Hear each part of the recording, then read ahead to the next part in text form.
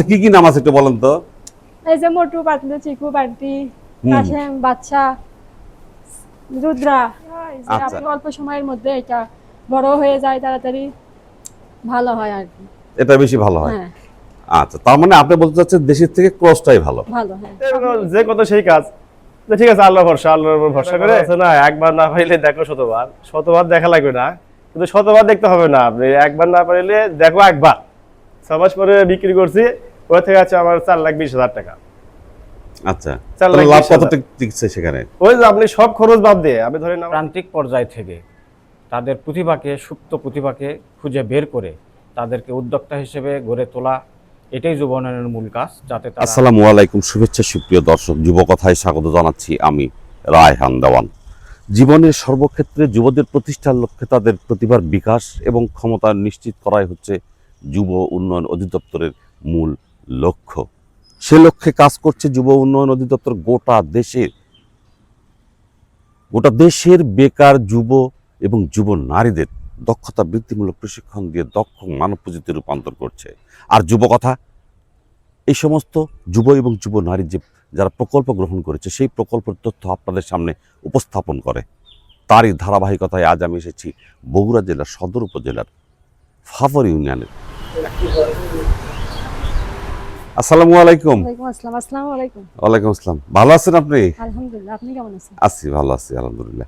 আপনার নামটা জানো কি? আমার নাম মুসাম্মদ আয়েশা খাতুন। আয়শা খাতুন। এই গ্রামটার নাম কি? গ্রামের নাম চক দুর্গা। চক দুর্গা। তো আপনি এই যে গরুর খামার করছেন, কতদিন আগে শুরু করেছেন? আমি 2023 সালে এটা শুরু করছি। আর যুব উন্নয়নের প্রশিক্ষণ নিয়েছেন কখন? আমি 25 সালে। তাহলে 23-এ শুরু করলেন আর প্রশিক্ষণ নিলেন 25 সালে, কেন? প্রশিক্ষণ 25 সালে দিলাম এই জন্য যে আমি অনেক কিছু জানতেছিলাম না, এই জন্য আমি যুব উন্নয়ন থেকে প্রশিক্ষণ দিলাম, আরো কিছু জানার জন্য, আরো শেখার জন্য। তো 23 সালে যখন শুরু করলেন, কিভাবে শুরু করলেন? প্রথমটা একটার থেকে আমি শুরু করছি। কি গরু দিয়ে শুরু করছেন? একটা সেটা ছিল, ওটাও ষাঁড় গরু ছিল। ষাঁড় গরু ছিল। হ্যাঁ। আচ্ছা, কত দিয়ে কিনেছিলেন? ওটা মাত্র 30,000 টাকা ছিল। তারপর আস্তে আস্তে একটার থেকে আমি 3টা করলাম, 3টার থেকে 4টা, 5টা, 6টা এরকম করে, মানে দিন গেছে আর একটু বেড়ে গেছে। আচ্ছা আচ্ছা, এইভাবে এখন কয়টা গরু আছে? এখন আমার বর্তমানে আছে 14টা। এই 14টা গরু কি ওই গরু একটা গরু থেকে আসে না নতুন করে টাকা ঢুকেছেন এর মধ্যে? না, ওই যে প্রথম অবস্থায় 4টার থেকে আস্তে আস্তে মানে টাকা বের হয়ে যাচ্ছে, আর নিজের থেকেও দেওয়া লাগছে কিছু। কিছু নিজেরও আছে। হ্যাঁ, কোন ধরনের গরু পালন করেন? আমি এই তো মোটা তাজা করুন, আচ্ছা, আর গাভিও আছে। কয়টা গাভী আছে? 2টা গাভি আছে। আচ্ছা, এই যে মোটা তাজাকরণ করেন, এটা দেশি করেন নাকি এই পুরুষ জাতের। ক্রসটা জাতের, করেন? হ্যাঁ। হ্যাঁ, তো দেশিটা এর আগে কি করেছিলেন না শুধু ক্রস থেকে মানে শুরু যখন করেছেন? আমি শুরু করছি তখন দেশি ছিল। আচ্ছা, দেশিটা ভালো না এটা ভালো, কোনটা ভালো? দেশি আপনি মানে খুব আস্তে আস্তে ওটা হয়, আর ক্রস জাতের হলে কি হয় যে আপনি অল্প সময়ের মধ্যে এটা বড় হয়ে যায়, তাড়াতাড়ি ভালো হয় আর কি। এটা বেশি ভালো হয়। হ্যাঁ, আচ্ছা, তার মানে আপনি বলতে চাচ্ছেন দেশের থেকে ক্রসটাই ভালো। ভালো। হ্যাঁ, আপনি ফিট টিট খাওয়ালে করলে প্রতিদিন গোসল করে দিতে হয়, হুম হুম। এই জন্য ক্রস একটু বেশি, একটু যত্ন বেশি নিতে হয়, আবার একটু লাভও বেশি লাভও হয়। বেশি হয়। হ্যাঁ, 11টা। 11টা মোটা তাজাকরণ আছে। আচ্ছা, আমরা একটু গরুগুলো দেখবো এখন। আচ্ছা, ঠিক। এটা আপনার তাও আর 2-3 মাস আগে, আর কত দিয়ে কিনেছিলেন এটা? তখন ছিল আপনার 50,000 টাকা। 50,000? হ্যাঁ। তো সেই তুলনায় কি বাড়ছে? আজকে বিক্রি করলে কত হবে? আজকে বিক্রি করলে আর কতই হবে, হয়তো বা 60-65 এরকম। আচ্ছা, তাহলে এটা খুব মানে কিনাটা খুব একটা ভালো হয়নি। ভালো হয়নি, কিন্তু এটা ইয়েটাও ভালো না। এই গরুটা কতদিন আগে কিনেছেন? এটা 2 মাস আগে। কত দিয়ে? 45। 45,000। আজকে বিক্রি করলে? আজকে বিক্রি করলে কত হবে? আমি ওয়ালে দেখতেছি যে মন্টু, বাদশা এগুলোর নাম দেখতেছি, তাহলে এই গরুটার কি নাম আছে নাকি? হ্যাঁ, এই গরুটার নাম আছে। এই গরুটার নাম কি? এই গরুটার নাম বাদশা। বেশি গরু তো, হ্যাঁ। যখন কোনো গরু অসুস্থ হয়ে যায়, ওই আপনার ইয়েকে না বললে চিনতে পারে না, আচ্ছা। এই গরু ওই গরু এটা বললে চেনা যায় না। আচ্ছা তখন আচ্ছা। একটা নাম রাখলে? আমার পিচ্চিরা, আমার ছেলেরাই খুব আচ্ছা, নাম রাখে? হ্যাঁ, নাম রাখবে প্রত্যেকটা গরু। আচ্ছা, কি কি নাম আছে একটু বলেন তো। এই যে মোটু, পাতলু, চিকু, বান্টি, কাশেম, বাচ্চা, রুদ্রা। আচ্ছা, অনেক। কতদিন আগে কিনেছেন? এটাও 1 মাস আগে। আচ্ছা, আর কত দিয়ে কিনেছেন? এটা কিনছি আপনি 50 দিয়ে। 50 দিয়ে। আজকে বিক্রি করলে? আজকে বিক্রি করলে তাও তো 90। আচ্ছা, এই গরুটার নাম কি? এই গরুটার নাম শিবা। শিবাকে কতদিন আগে কিনেছেন? এরকম এটা 1 মাস আগে। আচ্ছা, কত দিয়ে কিনেছেন? মানে সব 40, 45, 50, 55, 60 এর মধ্যেই? এর মধ্যেই, হ্যাঁ। আচ্ছা আচ্ছা, এই বানটি কতদিন আগে কিনেছেন? এটাও এরকমই। আচ্ছা, কত দিয়ে? এটা কেনা হয়েছিল 50,000।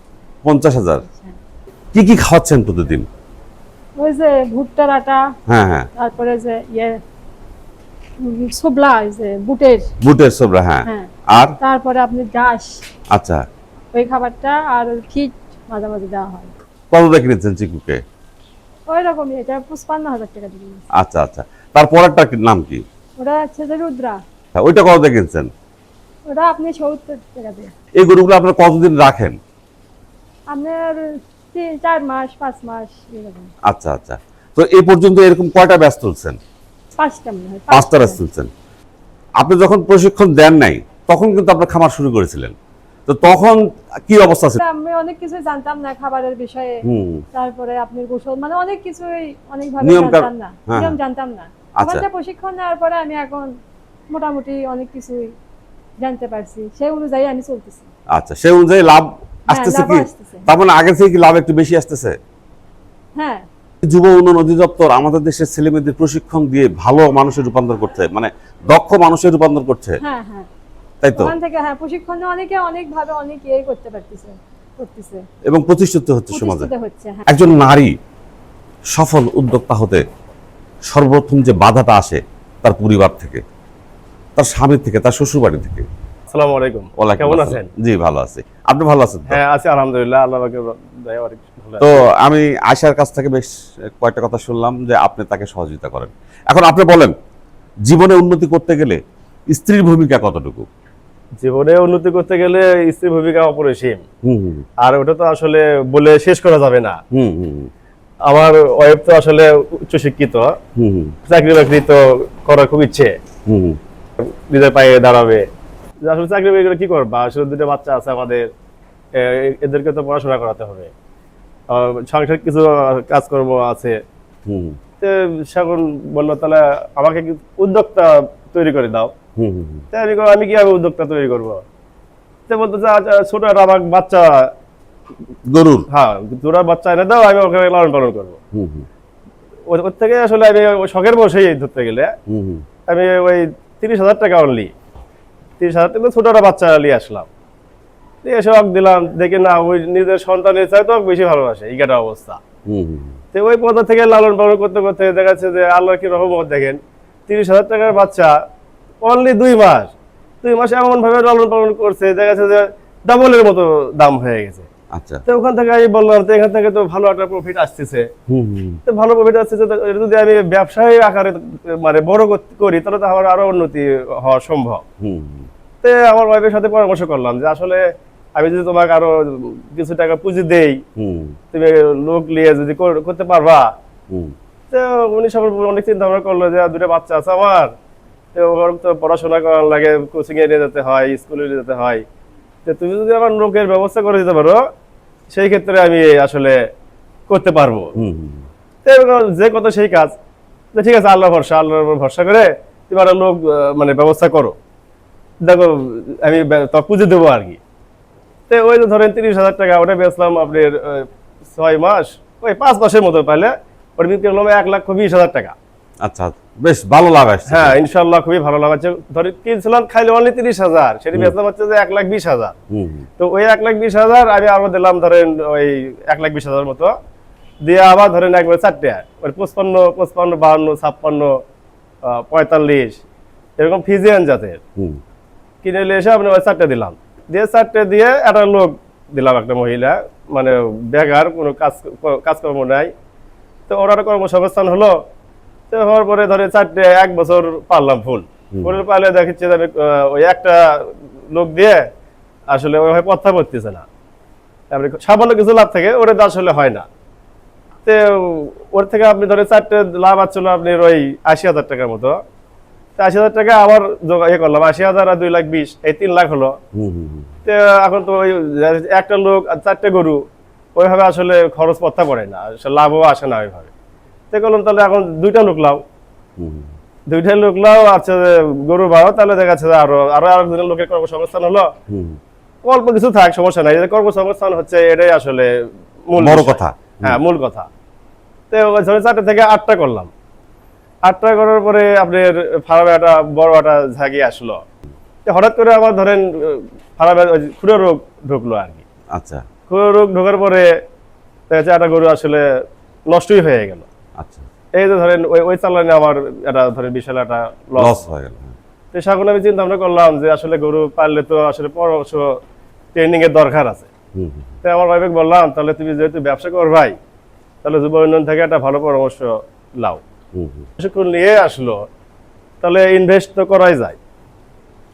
তো আমার বাবা আছে, আমার বাবার নাম বুধু মিয়া।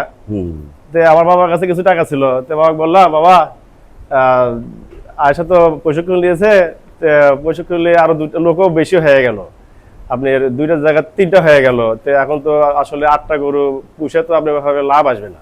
তো বাবা বললো, তে ওই যে টাকা তো বাসায় আছেই, টাকা বাসায় পড়ে আছে, তাহলে আরো 3 লাখ টাকা দিচ্ছি আমি। হুম হুম। 3 লাখ টাকা ধার হিসেবে নিলে তা বেচে আবার আমার টাকাটা পরিশোধ করি, সমস্যা নেই। তো আসলে মূলত এই সাহসটা পাচ্ছি যুব উন্নয়ন থেকে প্রশিক্ষণ নেওয়ার পরে। যেহেতু যুব উন্নয়ন প্রশিক্ষণ নিচ্ছে, আর যুব উন্নয়ন প্রশিক্ষণ নেওয়ার পরে আমি 8টা গরু পালছি। 8টা গরু পালার পরে 8টা গরু তো আমার লাভ হচ্ছে প্রায় 3,20,000 টাকার মতো। ওই যে ধরেন লাভের অংশ দেখে আমার আসলে লোভ আর কি আসে গেছে। আসলে যদি 8টা গরু থেকে ধরেন 3 লাখ টাকা আসে, আমি যদি ধরেন 14টা অথবা আপনার 16টা এরকম পালি, তাহলে তো আরো বেশি লাভ আসবে। হুম হুম। হ্যাঁ, আল্লাহর রহমত, আল্লাহর আগে দয়ায় আমি ধরেন তুলছি একবারে, ধরেন সার তুলছি হচ্ছে 11টা। হুম হুম। 11টা সার তুলছি। ওই তোলার পরে ওই যে স্যার যে পরামর্শ দিয়েছে যে ফার্ম করলে আপনি ভ্যাকসিন নিশ্চিত করতে হবে। হুম হুম। হ্যাঁ, আমি গরু নিয়ে আসার পরেই ধরেন আগে প্রথমে দিচ্ছি ল্যাম্পিক ভ্যাকসিন করার পরে ধরেন ওই 1 মাস পরে আবার দিয়েছে হচ্ছে যে খুরা রোগ। ওই ভ্যাকসিন কনফার্ম করার পরে আল্লাহর রহমত আমার ধরেন ওই কোনো গরু আর ক্ষতি হয়নি আর কি, আর বড় ধরনের কোনো অসুখও আসলে হয়নি। এই জীবন প্রশিক্ষণ দেওয়ার পরে 11টা গরু লালন পালন করছে আপনি ফুললি আপনি 6 মাস। 6 মাস পরে বিক্রি করছি, ওই থেকে আছে আমার 4,20,000 টাকা। আচ্ছা, 4 লাখ তাহলে লাভ 20,000 কত টিকছে সেখানে? ওই যে আপনি সব খরচ বাদ দিয়ে, আমি ধরেন আমার 3টা শ্রমিক, হুম তারপর ধরেন কারেন্ট বিল, হুম। খাদ্য খরচ, মানে সব এভরিথিং সব বাদ দিয়ে আপনি 4,20,000 30,000 এরকম আপনি আর কি প্রফিট আচ্ছা আচ্ছা আছে আচ্ছা আর কি। আচ্ছা। এই যে আপনার খামার দেখলাম, আপনার ওয়াইফের শখটাকে আপনি স্বপ্নে রূপান্তর করলেন। প্রতিটা জি। মানুষ স্বপ্ন দেখে ভালো হওয়ার, প্রতিষ্ঠা পাওয়ার, তারপরও অনেক মানুষের আশাগুলো আহত হয়, হয় হতাশ। তো তাদের প্রতি আপনার কোনো পরামর্শ? তাদের প্রতি পরামর্শ একটাই, হতাশ হওয়া যাবে না, চেষ্টা করতে হবে। ওই যে একটা কথা আছে না, একবার না পাইলে দেখো শতবার, শতবার দেখা লাগবে না। আপনি ব্যবসা করতে গেলে সমস্যা হতেই পারে, হয়তো এই গরু ফার্মের মতো আপনি সমস্যা একবার হলে হতে পারে, কিন্তু শতবার দেখতে হবে না। আপনি একবার না পারলে দেখো একবার, অনলি আপনি একবার চেষ্টা করে দেখেন, অবশ্যই লাভ আসবে আসবে ইনশাল্লাহ। একটা গরুর পিছনে খরচ কত হয়? আপনি তো গরু তো ওইভাবে খরচের আপনি সঠিক হিসাব দেওয়া যাবে না আসলে। এখন এই যখন বয়স ছোট ছিল, তখন তো ছোট হলে তো অবশ্যই কম খাবে। হুম হুম হুম। এখন তো ধরেন ছোট থেকে একটু বড় আছে, মাঝামাঝি হয়ে গেছে আপনি, হুম। এখন একটু বেশি খাচ্ছে। আমি যখন প্রথম অবস্থায় ছোট ছিল, তখন আপনি ধরেন ওই 120-150 এর মধ্যেই আসলে কমপ্লিট হয়ে যাচ্ছিল।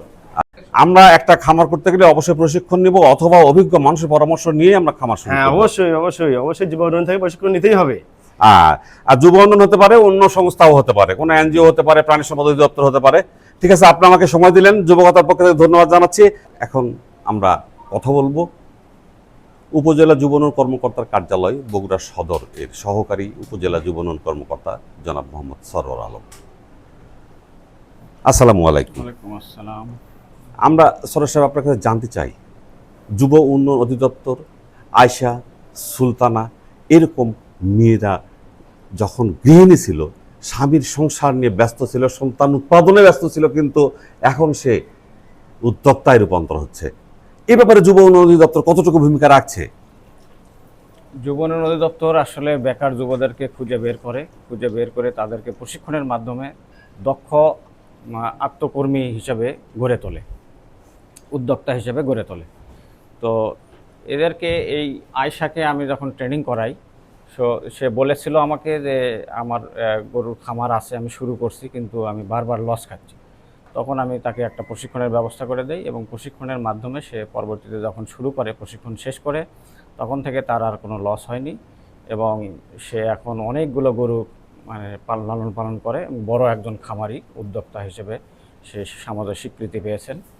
তো আসলে যুব উন্নয়ন অধিদপ্তর মূলত এই প্রান্তিক পর্যায় থেকে তাদের প্রতিভাকে, সুপ্ত প্রতিভাকে খুঁজে বের করে তাদেরকে উদ্যোক্তা হিসেবে গড়ে তোলা, এটাই যুব উন্নয়নের মূল কাজ, যাতে তারা বেকারকে সমস্যা মনে না করে এবং এই যুব শক্তিকে যাতে সমাজে একটা বড় ধরনের একটা শক্তিতে মানে রূপান্তর করতে পারে এবং তারা যাতে দেশ উন্নয়নের কাজে একজন অংশীদার হিসেবে সমাজে স্বীকৃতি পায়, এই জন্য যুব উন্নয়ন অধিদপ্তর কাজ করে থাকে। সুপ্রিয় দর্শক, আপনারা শুনলেন যুব উন্নয়ন অধিদপ্তর 18 থেকে 35 বছরের সকল বেকার, হতাশগ্রস্ত যুব এবং যুব নারীদের প্রশিক্ষণ দিয়ে মানব সম্পদে রূপান্তর করে। আর একটা দেশের মূল সম্পদ হচ্ছে সে দেশের মানুষ, না সে মানুষে হতে হবে সম্পদ, পুঁজিতে অর্থাৎ দক্ষ হতে হবে, যে কাজটা করে থাকে যুব উন্নয়ন অধিদপ্তর। আসুন, আপনার প্রয়োজন প্রশিক্ষণ, যুব উন্নয়নে চলে আসুন। তো সরা সাহেব, আপনি আমাকে সময় দিলেন, ধন্যবাদ। যুবকতার পক্ষ থেকে আপনাকে অসংখ্য ধন্যবাদ জানাচ্ছি। আল্লাহ হাফেজ।